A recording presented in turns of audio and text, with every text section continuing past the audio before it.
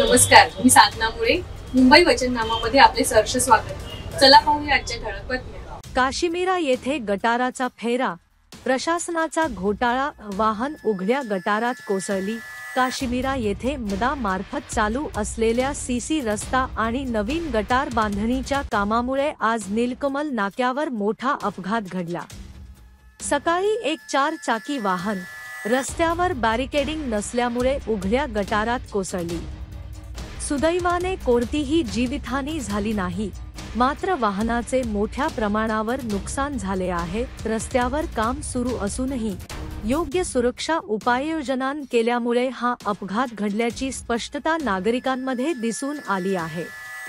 Barricading नसणे, कामाच्या जागेवर योग्य मार्गदर्शनाची कमतरता आणि प्रशासनाचा बेजबाबदारपणा हे सर्व घटक अपघाताला कारणीभूत ठरले आहेत. नागरिकांनी काश्मीरा प्रशासनाच्या या बेफिकिरीवर नाराजी व्यक्त केली असून त्यांनी तात्काळ योग्य सुरक्षा उपाययोजना राबवण्याची मागणी केली आहे. आपल्या मुंबई वचननामा चॅनलला सबस्क्राइब करा आणि बेल आयकॉन दाबायला विसरू नका.